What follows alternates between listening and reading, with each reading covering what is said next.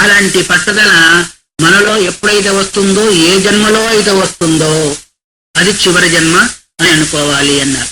కాబట్టి ఆయన అట్లాగే కూర్చున్నారు. ఆకలి దప్పులు అన్ని పీడిస్తూనే ఉన్నాయి. ఆయన మొదలు ప్రతిజ్ఞ చేశాడు కదా నేను లేవనని. అయినప్పటికీ శరీరం బాగా శుష్కించిపోయింది. అల్లంత దూరంలో వీళ్ళెవరు వస్తారే, సర్కస్ ఆడేవాళ్ళు, దొమ్మర్లు అంటారు కదా. ఆమె మధ్యలో దారిలో వస్తూ అక్కడ కొంచెం విశ్రాంతి తీసుకుంటున్నారు. ఊరికి ఎందుకుండా అనే ఉద్దేశం చేత ఆలాపన చేయాలి, పాట పాడాలని వీణ తీసుకుంది. వీణ తీసుకుని వాయిస్తే శబ్దం రాలా. బాగా గట్టిగా బిగించింది, శబ్దం రాలా. లూజ్ చేసింది, శబ్దం రాలే. మధ్యాహ్నంకి వచ్చిన తర్వాత మంచి శబ్దం వచ్చేసింది. అందుకొరకే ఏమన్నారు, నాట్యస్నతస్థ నియోగోస్తి నచైకాంతమస్నత. బాగా తినేవాడికి లేదు, అసలు తినకుండా ఉండేవాడికే లేదు. అందుకొరకే అప్పుడు మధ్యవర్తిని చూసేసి అప్పుడు అంబాడుకుండా వెళ్ళి ఒక ఇంటికి పోతే అమ్మ పాయసం పెట్టిందంటే తిన్నాడు, కూర్చున్నాడు, హాయిగా వచ్చేసి. అందుకొరకు ఎలా కూర్చున్నందువల్ల, ఎలాంటి ఆహారం తీసుకున్నందువల్ల మనకు నిశ్చలమైన ఒక స్థితి కలుగుతూ ఉందో, ప్రశాంతమైన అనుష్ఠానం జరుగుతుందో అది ఎవరికి వాళ్ళకే తెలుసు కానీ ఇంకో పక్క వారికి తెలిసేది కాదు. అయితే మహర్షులకు కూడా తెలియబడదంటే వాళ్ళు తెలుసుకోలేదా? తెలుసుకున్నారు కాబట్టి ఇలాంటి గ్రంథాలు రాశారు కాబట్టి ఇప్పుడు మనం చెప్పుకుంటున్నాం, వింటూ ఉన్నాం. అంటే సుదుర్జ్ఞేయం అంటే అతి కష్టతరంగా అతి పరిశ్రమతో అది తెలియబడేది. అన్యస్మైనైవ వక్తవ్యం మయాపి రఘునందన. నేను కూడా ఇతరులకు చెప్పకూడదు. ఎందుకు చెప్పకూడదు అంటే ఏదో అంటారే, అవసరం లేని దగ్గరికి పోయి ఏదంత వేదంతం చెప్తున్నాం అనుకోండి, ఏమంటాడు, నీకేం పని లేదా, పిచ్చివాడు, నాకేం పని లేదా, పోవా అంటారు. అవునా కదా? కానీ అవసరం ఉన్న వాళ్ళకు చెప్తే ఏమవుతుంది, వాళ్ళకి హాయిగా ఉంటుంది, ఆనందంగా ఉంటుంది. తెలియని వాళ్ళ దగ్గరికి పోయి ఇంగ్లీష్లో మాట్లాడితే ఏమనుకుంటాడు, ఏం పిచ్చాడు అనుకుంటా ఉంటాడు. అంతే కదా? ఏ వస్తువు ఎవరికి అవసరమో, ఎప్పుడు అవసరమో అప్పుడు లభిస్తే వాళ్ళకి ఆనందంగా ఉంటుంది. కానీ యోగ్యత వేరే దగ్గర వాళ్ళకి పోయి, సంసారం దగ్గర పోయి ఏదో వాగుతూ ఉంటే వీళ్ళు పిచ్చిలో ఉన్నట్టుంది, ఎప్పుడు ఇదే వాగుతూ ఉంటారు అనే భావన వస్తుంటుంది. కాబట్టి అన్యస్థయం అంటే అర్థమేమి, సంస్కారం లేని వాళ్లకు, భక్తి లేని వాళ్లకు నేను కూడా చెప్పకూడదు, యోగ్యత లేని వాళ్ళకనే అర్థం. అసలు చెప్పకూడదని కాదు. తద్భక్త్యాహం పరం ప్రీత. ఇప్పుడు చెప్పేది తద్భక్త్యా నా భక్తాయ కదాచన నచా శుశ్రూషదేవాచ్యం నచమాం యో అభ్యసోయతి. భగవద్గీత చివరిలో చెప్పాడు భగవంతుడు. ఎవరికైతే భక్తి లేదో, ఎవరికైతే వినేదానికి ఇష్టం లేదో రకరకాలుగా ఉంటాడు. రామకృష్ణ స్వామి ఒక మాట చెప్తుండేవారు. ఒక చిన్న పిల్లవాడు ఉంటాడు, తల్లి ఏమో శుభ్రంగా స్నానం చేయించి బొట్టు పెడితే కానీ ఎత్తుకొని ముద్దు పెట్టాడు. సరే వచ్చేసాడు, ముద్దు పెట్టుకుంటున్నాడు. ముద్దు పెట్టుకుంటా ఉంటే ఏంటిది, వాడు ఏడుస్తా ఉన్నాడు. వీడు ఇంకా ముద్దు పెట్టుకుంటున్నాడు, వాడు ఇంకా ఏడుస్తున్నాడు. అసలు ఏం విషయం ఏంటంటే వాడు అప్పుడే మీసాలు కటింగ్ చేసుకున్నాడు, మీసాలు కుసుకుపోతున్నాయి. వాడికి ముద్దు పెట్టుకుంటాడు, కుసుకుపోతూ వాడికి బాధ. వీడికేమో ముద్దు వస్తే వాడికేమో బాధ. ముద్దు ఇష్టమైన పిల్లవానికి ఆ సమయం లోపల ఎంతకింతకు దూరం పోతే నాకు నొప్పి పోతుందని వాడు ఏడుస్తా ఉన్నాడు. అది ఏడుస్తా ఉన్నాడు కదా, ఇంకా ముద్దు పెట్టుకుంటే ఊరుకుంటాడేమని వీడికి సంతోషం. అట్లాగే అవసరం ఉన్న దగ్గర, అవసరం ఉన్న మాట, అవసరం ఉన్న అట్టుగా చెప్పినట్టయితే అది పడుతుంది తప్ప, లేకపోతే ఇట్నుంచి వింటాము, ఇట్నుంచి వదిలిపెడతా ఉంటాం. అందుకొరకే ఆకాంక్ష అనేది పెరిగేట్టుగా ఉండాలి, ఏది చెప్పినా ఏది విన్నా. అలా కాకపోతే ఏమవుతుంది, ఏదంటారే బూడిదలో పోసిన పన్నీర్ లాగా అవుతుంది. కాబట్టి యోగ్యత ఒకటి ఉండాలి, అవసరం ఒకటి ఉండాలి, దాని తర్వాత సాధనా రూపమైన పటుత్వం ఒకటి ఉన్నప్పుడు ఉభయత్ర కూడా సార్థమయ్యే అవకాశము ఉంటుంది. అందువల్ల తద్భక్త్యాహం పరం ప్రీత. నీ యొక్క భక్తి చేత నేను చాలా సంతుష్టమైనాను కాబట్టి ప్రీతో వక్ష్యామ్యాహితస్సును, నేను సంతోషించాను కాబట్టి. అంటే ఇప్పుడు భక్తి చేతనే శ్రద్ధ భక్తి ధ్యాన యోగాత్ అవేహి. కైవల్య శ్రద్ధ చేత, భక్తి చేత, ధ్యానయోగం చేత అది లభించేది అన్నారు. కేవలం ఉపన్యాసాలను విన్నందువల్ల, చెప్పినందువల్ల చెప్పే వాళ్ళకు లేదు, వినే వాళ్ళకు కూడా లేదు. ఇది ఎంతవరకైతే చెప్పే వాళ్ళల్లో, వినే వాళ్ళల్లో ఈ పద్ధతి రాదో అది అంతవరకే అవుతుంది. కాకపోతే సమయం సార్థకం అవుతుంది, శ్రవణం చేసినందువల్ల పుణ్యము లభిస్తుంది, అంతవరకు మాత్రమే. ఆ పైకి పోవాలంటే ఏం కావాలా, ఏకాంత స్థానంలో కూర్చుండి మనం నిధిధ్యాసనం చేసినప్పుడు ఆ స్థాయిని, ఆ ఆనందాన్ని, ఆ పదవిని పొందగలుగుతారు. అందువల్ల రామ, నీకు నా యందున్న భక్తి ఏదైతే ఉందో నాకు సంతోషం కలిగింది కాబట్టి నేను చెప్పబోతున్నాను. అందరు ఎట్లాగా అవహిత శృణు. ఇది అందరికీ కావాలి.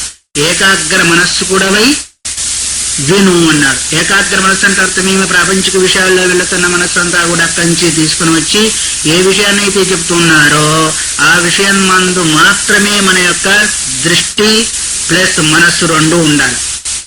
దృష్టి ఉండాలి, మనస్సు ఉండాలి.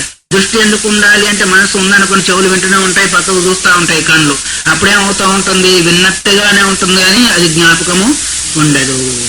అందువరకే మలయాళ స్వామి వారు అన్నారు, ఏ గ్రంథాన్ని శ్రవణం చేస్తుంటామో నీకు కంఠస్థమైనా కావచ్చు గాక ఆ గ్రంథము పారాయణ చేసే గ్రంథం చేతిలో ఉండాలి అన్నారు. ఎందుకంటే పుస్తకం హస్తభూషం. నేను చెప్పేది కాకుండా పూర్వకాలం నుంచి ఆశ్రమవాసం చేసామని అడగండి.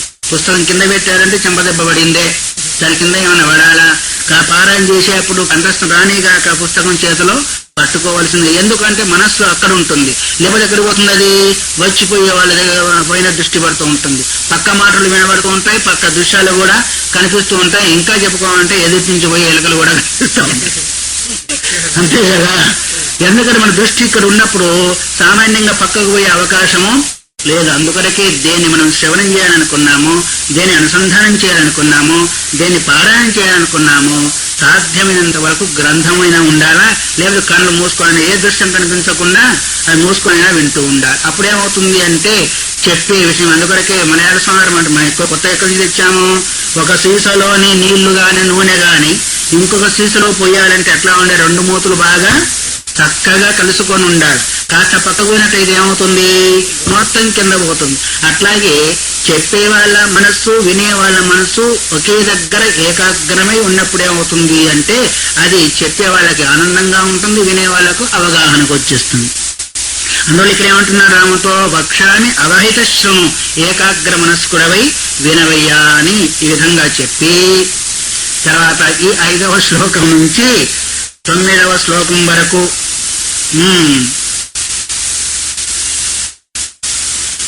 12వ శ్లోకం వరకు కూడా దాదాపుగా మన అన్ని అధ్యాయాల్లో విన్న మాటలే ఇవి.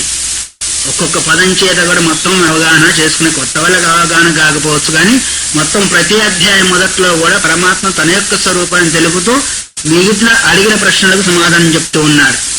సత్యజ్ఞానాత్మకో అనంత పరమానంద విగ్రహ పరమాత్మ పరంజ్యోతిరవ్యక్తో వ్యక్త కారణం. సత్యస్వరూపుడు, జ్ఞానస్వరూపుడు, అనంతస్వరూపుడు, పరమానంద స్వరూపుడు. ఈ పదాలన్నిటి కూడా మనం 2వ అధ్యాయంలో, 3వ అధ్యాయంలో, 6వ అధ్యాయంలో, 7వ అధ్యాయంలో చాలా విస్తారంగా చెప్పుకున్నాము. సత్యస్వరూపం అంటే అర్థమేమి, జ్ఞానస్వరూపం అంటే అర్థమేమి, అనంతస్వరూపం అంటే అర్థమేమి, పరమానంద స్వరూపం అంటే ఏమో, అదే విగ్రహంగా కలిగిన అదే రూపంగా అంటే వాస్తవికంగా భౌతిక రూపం ఒకటి పరమాత్మకు లేదు. సత్యమే ఒక రూపము, జ్ఞానము ఒక రూపము, అనంతత్వం ఒక రూపము, పరమానందత్వము ఒక రూపం కలిగిన వాడు. పరమాత్మ పరంజ్యోతి అవ్యక్తో వ్యక్త కారణం. పరశ్చాసు ఆత్మ పరమాత్మ అంటే జీవాత్మ కంటే కూడా మించిన వాడే, జీవాత్మకు ఆధారభూతమై సమస్తాల్లో వెలిగే ఆ జ్యోతి ఏదైతే ఉందో అదే పరంజ్యోతి. అది వ్యక్త స్వరూపం కాకపోయినప్పటికీ జీవుల యొక్క అనుగ్రహం కొరకు వ్యక్త కారణం వ్యక్తమవుతుంది అంటే ఒక రూపాన్ని ధరించి వస్తూ ఉంది. కాబట్టి అదే నిత్యము, విశుద్ధము, సర్వాత్మ, నిర్లేపము, నిరంజనము, సర్వధర్మ విహీనము, నగ్రాహ్యం, మనసాపిట ఇవన్నీ కూడా మనం విన్నాం కానీ మర్చిపోలేదండి. మీరంతా మర్చిపోయేవాళ్ళు కాదు. మర్చిపోయేటైతే ఇక్కడికి ఎందుకు వస్తారు? కాబట్టి సర్వధర్మ విహీన అంటే ఏ ధర్మములు కూడా లేనివాడు. లౌకిక ధర్మాలు లేవు, వైదిక ధర్మాలు కూడా లేవు. నగ్రాహ్యో మనసాపిచ యతో వాచో నివర్తంతే అప్రాప్య మనసా సహా. మనోవాక్కాది ఇంద్రియాలకు అది గోచరమయ్యేది కాదు. ఎందుకు కాదు అంటే అది సూక్ష్మైంది, ఈ ఇంద్రియాలేమో స్థూలమైనవి. మనం నిన్న మొన్న విన్నాం ఇంద్రియాల యొక్క స్వరూపం ఏంటిదో. కాబట్టి వాటికి గోచరమయ్యేది కాదు. నాహం సర్వేంద్రియగ్రహ సర్వీయాంగాకం అప్యహం. సర్వ ఇంద్రియాల ద్వారా నేను గ్రహింపబడేవాడిని కాదు, కానీ ఇంద్రియాలు నా యొక్క చైతన్య సత్తా ద్వారానే ఆయా పనులంతా కూడా చేస్తూ ఉన్నాయి. కాబట్టి మొదలు చెప్పారు, పశ్చామ్య చక్షు శృణమ్య కర్ణ. కన్నులు లేకుండానే చూస్తూ ఉన్నాను, చెవులు లేకున్నా వింటున్నాను, పాదాలు లేకున్నా వెళ్తున్నాను, చేతులు లేకున్నా అన్ని రకాలుగా చేస్తున్నాను అనే విషయాన్ని ముందాధ్యాయంలో వెళ్ళారు. కాబట్టి జ్ఞాతాహం సర్వలోకస్య, సమస్త లోకాల ఉండే జీవుల యొక్క కర్మ ద్వారా జరించిన సంస్కారాన్నంతా కూడా నేను తెలుసుకుంటున్నాననే భావన కలిగిస్తుంది. అందుకొరకు తెలుసుకుంటున్నాడు కాబట్టి జీవుని యొక్క కర్మకు ఫలాన్ని ఇస్తున్నాడు. అందుకొరకే కర్మ ఫలదాత ఆయన అయ్యాడు.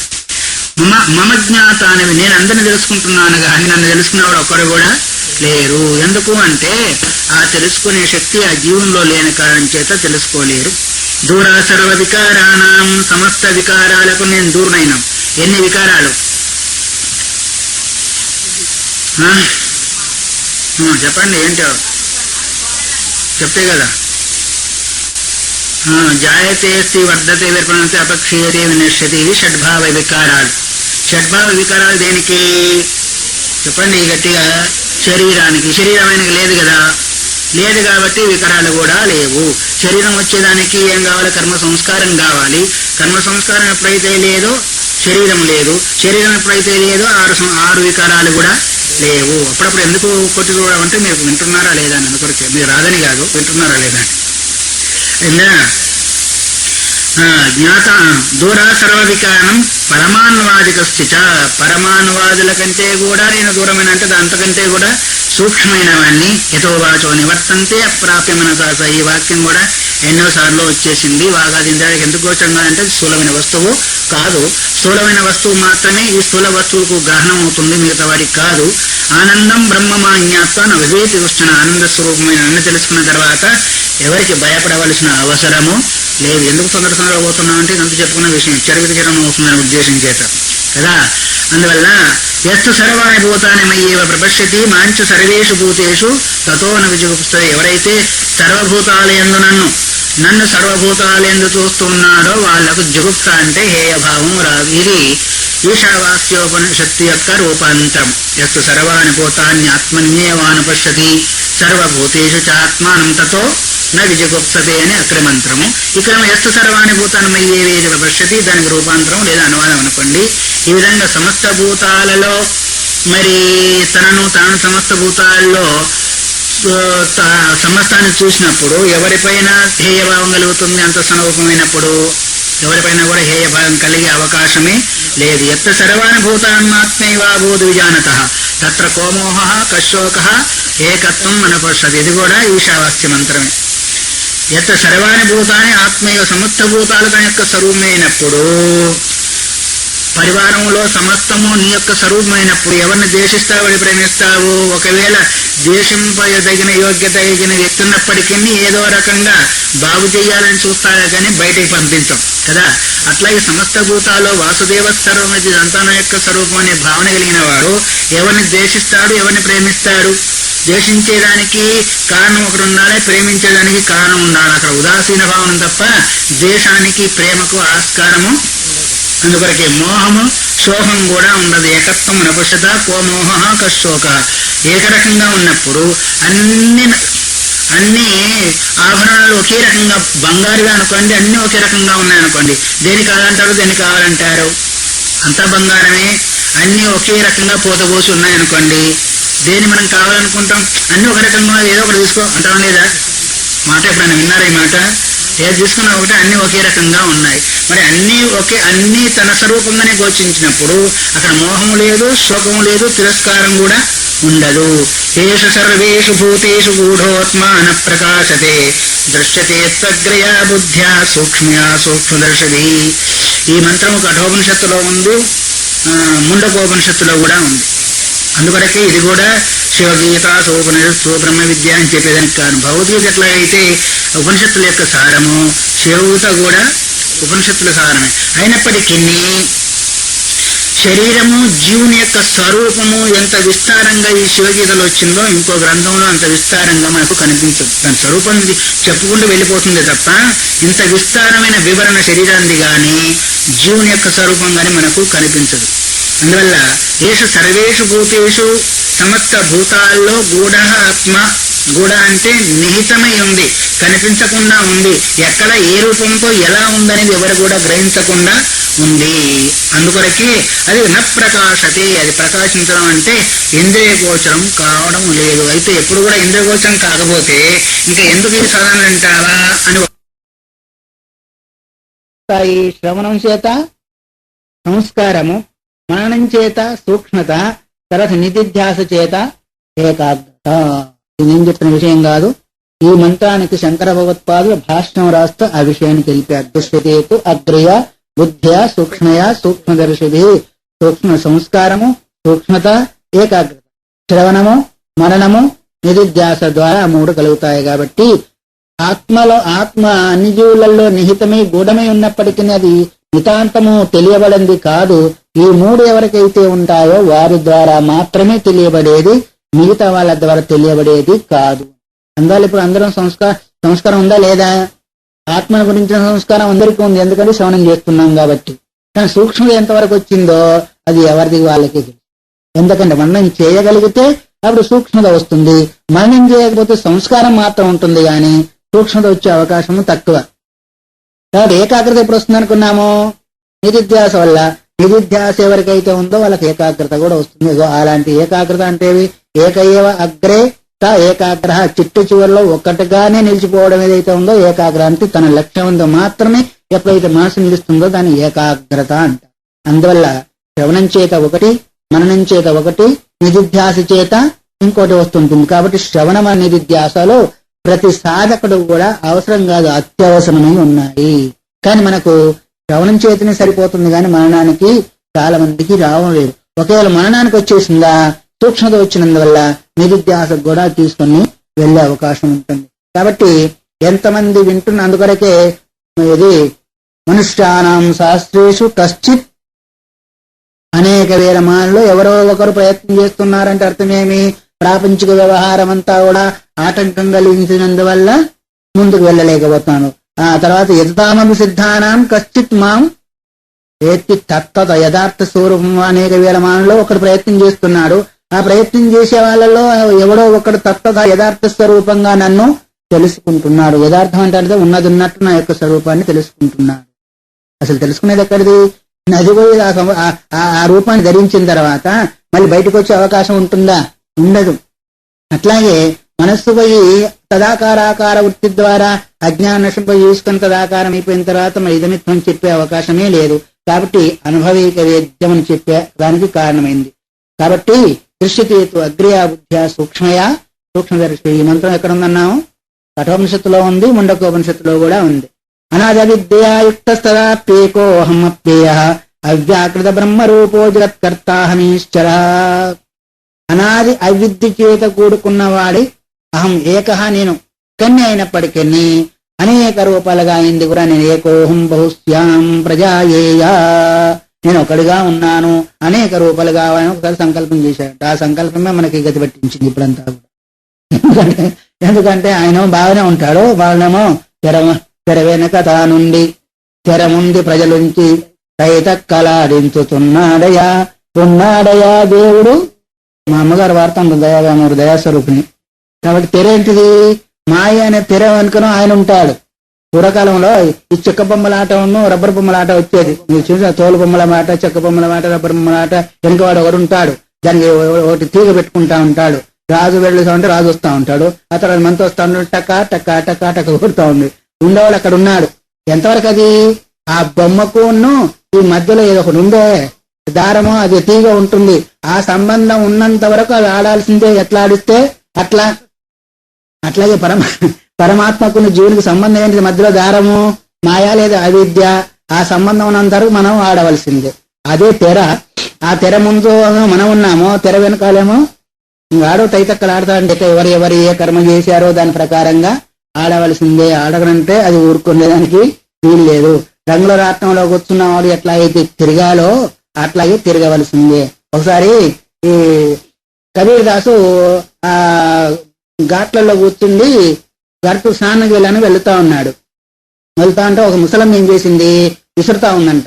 పూర్వకాలం, ఇప్పుడు విసిరేది లేదు కదా, అంతా గ్రైండర్లు వచ్చే, మిక్సీలు వచ్చేస్తే పూర్వకాలం మాట కదా, విసురుతా ఉన్నాడు. జొన్నలో పిండి విసురుతా ఉంటే ఇక్కడ కూర్చొని ఆయన ఏడుస్తా ఉన్నాడు. ఏమని ఏడుస్తున్నాడు? ఆకాశం ఒక రాయి, భూమి ఒక రాయి, మాయ అనే ముసలమ్మ జీవులందరినీ అందులో పోసి విసురుతా ఉంది, నేను కూడా అందులో పడి నలిగిపోవలసిందేనా అని ఏడుస్తా ఉన్నాడు పాపం. ఈ సమయంలో రామానంద స్వామి వారు వచ్చారు. గురువుగారుగా కాలే అప్పటికి. వేస్తా ఉంటే పిల్లవాడిని, ఎవరైనా పిల్లవాడు వేస్తే మీకని పాపం అనిపిస్తుందా లేదా? ఏంటి పిల్లవాడు ఇట్లా వేస్తుందంటే, ఏంటి పాపం అంటే ఏమనేదనా స్వామి, ఇగో ఇట్లా మాయా అనే ఈ ముసలమ్మ మమ్మల్ని అందరినీ ఇందులో వేసి నలిపేస్తా ఉంది, పప్పు పిండి పిండి అయిపోతున్నాము అంటే నెమ్మది పాపం పిల్లవాడు కదా దగ్గర తీసుకొని పోయి ఆ ముసలమ్మని కోసం పక్కకుండమన్నాడు. పై రాయి కింద రాయి తీశాడు. నాయన అన్ని గింజలు పిండి అయిపోయినాయా కొన్ని అని అడిగాడు. అన్ని అవుతాయా? ఎక్కడున్నాయి కావు చెప్పండి. ఆ బొడ్డు అంటారో ఏమంటారో, ఆ కర్ర దగ్గర ఉన్నాయి మాత్రం కావు. పక్కకు పోయిన మాత్రము అవుతాయి. పై రాయున్నా కింది రాయున్నా ఎన్నిసార్లు విసిరినా గాని పక్కకు పోయినవి మాత్రమే పిండి అయితే గాని దగ్గరున్నాయి పిండి కావు. ఆ దగ్గర దేని ఆధారంగా పైరాయి తిరుగుతా ఉంది? ఒడ్డు లేకపోతే పైరాయి తిరిగే అవకాశం లే, ఆ పక్కకు పోతుంది, నీకు పిండి కూడా కాదు. కాబట్టి పైరాయి తిరిగేదానికి ఆధారం ఏంటిది? ఆ బొడ్డు అనుకోండి. ఆ తర్వాత పిండి వేయడానికి కూడా పైరాయి. ఇది లేకుండా దీని దగ్గర ఉన్న గింజలేమో పిండి కావడం లేదు, పక్కకు పోతే అవుతుంది. అది పరమాత్మ స్వరూపము.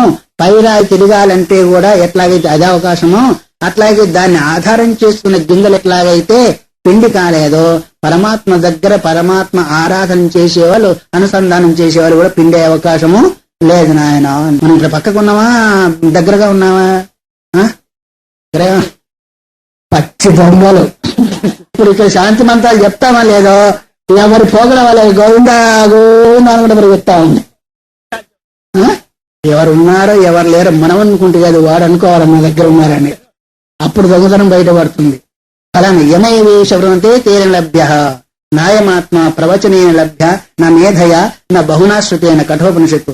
బాగా చెప్పే వాళ్ళకు లేదు, బాగా వినే వాళ్ళకు లేదు, బాగా జ్ఞాపక శక్తి అంటే ధారణ శక్తి ఉన్న వాళ్ళకు లేదు. ఎవరికయ్యా అంటే యమైవేశ ఎవడునా ఎవరిని నావాలనుకుంటాడో పరమాత్మ వాని ద్వారా పొందబడేది. స్వయంవరం చేస్తా ఉంటారు. పూర్వకాలం ఏం చేసేవారు? పూలమాల ఇస్తే ఎవరి అందరి మెడలు దాపుతా వేస్తుంది ఆవిడకి ఎవరు నచ్చుతారో వాళ్ళ మెడలో వేస్తుంది. అట్లాగే పరమాత్మ దృష్టిలో ఎవరు నావాలనుకుంటావు మే భక్త ప్రణశ్యతి అన్నాడు ఆయన. అందరూ నశించాలి. తేషామహం సముద్ధర్త మృత్యు సంసార సాగరాతు. మృత్యు అనే సంసార సాగరం నుంచి నేను దాటిస్తున్నా. ఎవరినయ్యా అంటే నన్నే అంటి పెట్టుకున్నవాడు అన్నారు. అట్లాగే మనం ఎక్కడున్నాం అనేది మీరు కావచ్చు, మేము కూడా కావచ్చు గాక. ఎక్కడున్నాం అనేది ఎవరికి వాళ్ళు తెలియకపోయినా ఆ తెలుసుకునే వాడికి ఇప్పుడు ఏమన్నాడు? అందరిని నేను తెలుసుకుంటాను కాబట్టి నన్ను ఎవరు తెలుసుకోవాలి అన్న ఒక టార్చ్ ఉంది అనుకోండి. ఈ టార్చి అన్ని వస్తువులను ప్రకాశింపజేస్తుంది గాని ఆ వస్తువులు టార్చిని ప్రకాశం చేయగలుగుతాయా? చేయలేవు. అట్లాగే పరమాత్మ అందరిని చూస్తారు కానీ అందరూ కలిసి పరమాత్మను చూడలేరు. అందువలనే ఇక్కడ ఏమంటున్నాడు అంటే మనం అనుకోవడం కాదు, ఆయన అనుకోవాలి. ఆయన దృష్టికి వస్తే కదా. కొంతమంది ఏం చేస్తారంటే ఇంతవరకు చెప్పారు సాయిబాబా గారని, ఆయన వాళ్ళు చూడాలని గబక్రమే ఆయన ముందు వాళ్తా ఉంటాం. ఎవరితో మాట్లాడతారో ఎవరితో మాట్లాడారో ఎవరి ప్రారంభం ఉందో వాళ్ళకు మాట్లాడుతుంటారు అంటారు. నేను ఇంతవరకు చూడలేదు, వెళ్ళలేదు అనుకోండి. సరే, అందువల్ల ఎవరి వాళ్ళ అంటే ఇప్పుడు మనం చెప్పుకున్నామే దృశ్యతేదో అగ్రయా బుద్ధ్యా సూక్ష్మదర్శిగా వాళ్ళ ఆ మూడున్న వాళ్ళ యొక్క సొమ్ము ఎవరైనా కావచ్చు, ఎంత మహానుభావులు కావచ్చు, ఎంత వేషకర్తలు కావచ్చు, యథార్థ స్వరూపంగా ఈ మూడింటిని ఎవరైతే కలిగి ఉంటారో వాళ్ళ సొమ్ము మాత్రమే తప్ప మిగతా వాళ్ళకి అందేది కాదు. ఏంటి ఆ మూడు? దాని వల్ల కలిగేది ఏంటిది? క్షమున్న వల్ల కలిగేది సంస్కారము, మనం వల్ల కలిగేది సూక్ష్మత, నిధిధ్యాస వల్ల కలిగేది ఈ మూడు జ్ఞాపకం పెట్టుకొని చాతి మాసం అయిపోయేంత తర్వాత సమయం మళ్ళీ చూద్దాం ఉంటుందా. కాబట్టి ఈ మూడు దృశ్యతేతు అగ్రియా బుద్ధియా. అందుకని అనాది అవిద్యాయుక్త తదాత్మేకోహమవ్య. అనాదించి వచ్చే అవిద్య కారణం చేత ఒకరిని అయినప్పటికీ అవ్యాకృత బ్రహ్మ రూపో జగత్కర్తాహమీశ్వర.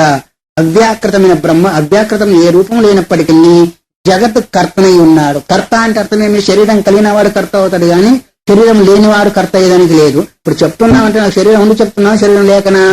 అనాది అవిద్యతో కూడుకున్నవాడై కర్తృత్వం ఎప్పుడు వచ్చేసింది? అవిద్య కారణం చేతి వచ్చిందే కానీ వాస్తవికంగా పరమాత్మకు కర్తృత్వము లేదు. మిగతా విషయాలు రేపు చూసుకుందాం. హరి ఓం తత్సత్. 10వ అధ్యాయం 125వ పేజీ 12వ శ్లోకం. నిన్నటి వరకు ఏషు సర్వేషు భూతేషు గూఢోత్మాన ప్రకాశతే దృశ్యతేతు అగ్రయా బుద్ధ్యా సూక్ష్మయా సూక్ష్మదర్శిభి అని సంస్కారము, సూక్ష్మత, ఏకాగ్రత ఈ మూడింటి యొక్క కూడిక కలిగిన వాడు మాత్రము ఆ తత్వాన్ని తెలుసుకుంటారు అని ఉపనిషత్తు మంత్రం. అదే ముండకోపనిషత్తులో కూడా ఉందని చెప్పుకున్నాము. తర్వాత విషయాన్ని చెప్తూ అనాద్య విద్యయా యుక్తస్తదాప్యేకోహమవ్యయః అవ్యాకృత బ్రహ్మరూపో జగత్కర్తాహమీశ్వర. అహం ఏకోపి అవ్యయం అపి అవ్యాకృత బ్రహ్మరూపోపి అనాది అవిద్య జగత్కర్త. పరమాత్మ అవ్యయుడు అని. అవ్యయుడు అంటే చెప్పే గారికి ఎన్నిసార్లు త్రిశుకాలేసిన వేది తదవ్యయ. 3 కాలాల్లో పెరగకుండా తరగకుండా ఏకరూపంగా ఉండేదాన్ని అవ్యయం అంటారు. అవ్యాకృతం, వ్యాకృతం అంటే స్థూల రూపాన్ని ధరించేది, మార్పు చెందేది. పరమాత్మ మార్పు చెందే తత్వము కాదు, ఏకరూపంగా ఉండేది. బ్రహ్మరూప. బ్రహ్మ అంటే బృహత్వాత్ బ్రహ్మణత్వాత్ బ్రహ్మ ఇది గీయతే. సర్వవ్యాపకమైనందువల్ల సర్వాంతర్యామైనందువల్ల బ్రహ్మస్వరూపం చెప్పబడుతుంది. ఇన్ని రూపాలుగా ఉన్నప్పటికీ మళ్ళీ ఎందుకు మనకు పరిచ్ఛిన్న రూపంలో అవగాహనకు వస్తుంది అంటే అనాది అవిద్యాయుక్త. అనాది కాలం నుంచి వచ్చే అవిద్య, ఆ అవిద్యతో కూడుకున్న వాడై జగత్ కర్త, జగత్ ఈశ, జగత్తు కర్త వలె జగత్తును శాసించేవాని వలె కనిపిస్తూ ఉన్నాడు. ఒక రూపంలో ఉంది, ఇంకో రూపంగా కనిపించాలి అంటే ఏదో ఒక కారణము ఉండాలి. అసలు రూపం ఏంటిది? అవ్యయము, పూర్ణము, అవ్యాకృతమైన తత్వము. మరి జగత్ కర్తగా, జగత్ శాసించేవాడిగా కనిపిస్తున్నాడు అంటే ఏదో ఒక కారణం ఉండాలి. కారణం లేకుండా కార్యం జరగదని కార్యకారణ భావానుసారంగా మరి అవిద్య లేదా మాయ యొక్క సంయోగం ద్వారా కర్తృత్వాదులుగా కనిపిస్తున్నాయి అనే విషయాన్ని చెప్తూ ఉన్నారు. ఈశ్వర అంటే శాసించబడే వస్తువు అంతా కూడా అది పరిచ్ఛిన్నమై, వ్యాకృతమై, ఏకదేశమై, అనిత్యమై, అసత్యమై ఉంటుంది. శాసించేవాడు సామాన్యంగా జగత్ అధిష్టానభూతంగా ఉంటుంది. శాసించాలంటే ఇంట్లో వాళ్ళని కూడా శాసించే వాళ్ళు ఉన్నారు, ఊరిని శాసించే వాళ్ళు ఉన్నారు, జిల్లాను శాసించే వాళ్ళు ఉన్నారు, వేరే సంగతి. జీవుల్లో అది హెచ్చు తగ్గులు. కానీ అందరినీ శాసించేవాడు ఏకకర్త, ఒకే కర్తగా కనిపిస్తూ ఉన్నాడు. కాబట్టి అవిద్య ఎప్పటి నుంచి వచ్చింది అంటే అనాదిగా. అవిద్యకు కూడా ఆది లేదు. అనాది పదార్థాలు 6 ఉన్నాయని పెద్దవాళ్ళు చెప్తూ ఉంటారు. జీవ ఈశో విశుద్ధాచిత్ జీవేశ్వర్యోభిద అవిద్య తచ్చితోర్యోగ షడస్మాకం అనాదయ అని. జీవుడు శుద్ధమైన చైతన్యము, జీవుడికి ఈశ్వరుడికి భేదము, అవిద్య చితికి భేదము, ఇలాంటి 6 అనాది తత్వాలుగా ఉన్నాయని పెద్దవాళ్ళు అంటూ ఉంటారు. కానీ అనాది అనంతంగా ఉండేది ఒక తత్వం పరమాత్మ మాత్రము. మిగతాన్ని కూడా అనాది స్థాంతాలని కూడా చెప్తూ ఉంటారు. ఎందుకు అంటే జ్ఞానం కలగనంత వరకు అనాది పదార్థమైనప్పటికీ అనంతంగానే కనిపిస్తుంది. జ్ఞానం కలిగిన తర్వాత అనాది పదార్థమైనప్పటికీ అంతంగా భావించబడుతుంది లేదా పరమాత్మ రూపంగానే గోచరిస్తుంది అనే విషయాన్ని పెద్దవాళ్ళందరూ కూడా ఎంతో చింతన చేసి అందించిన సారభూతమైన మాట. అందువల్ల ఒకే చైతన్యం అవ్యక్తము పరబ్రహ్మ స్వరూపము అవ్యయం అయినప్పటికీ అవిద్యా కారణం చేత మాత్రమే కనిపిస్తుంది. అందుకొరకే ఒకసారి చెప్పుకున్నాము పంచదశలో మాయాబింబో వశీకృత్య స్యాత్ సర్వజ్ఞ ఈశ్వర. మాయను ప్రతిబింబించి మాయను వశం చేసుకొని సమస్తాన్ని శాసించేవారు కాబట్టి ఈశ్వరుడు అన్నారు. సరే, అలాంటి తత్వము జ్ఞానమాత్రే యథా దృశ్యమిదం స్వప్నే జగత్రయం తద్వన్మయీ జగత్సర్వం దృశ్యతే అస్తి విలీయతే. ప్రపంచం నానా విద్యా సమాయుక్తో జీవత్వేన వసామ్యహం. ఒకే తత్వము దృశ్యమిదం స్వప్నే జగత్రయం. జ్ఞానమాత్రం చేత జ్ఞాన సంస్కారం ఉన్నందువల్ల స్వప్నములో 3 జగత్తులు కనిపిస్తూ ఉన్నాయంట. స్వర్గము, మర్త్యము, పాతాళం. లేదా జగత్రయము అంటే స్వప్న, జాగ్రత్త, సుషుప్తి, ఇది కూడా ఒక రకమైన జగత్తే. కాబట్టి ఇవన్నీ కూడా దేని చేత కనిపిస్తున్నాయి అంటే జ్ఞానమాత్రే, సంస్కారం మాత్రమే తప్ప వాస్తవికంగా వాటికి ఉనికి లేదు. ఒకవేళ ఉనికి ఉన్నట్టయితే వ్యవహార యోగ్యంగా కావాలి, కనిపించాలి అంటే స్వప్నంలో మనకు కనిపించదు.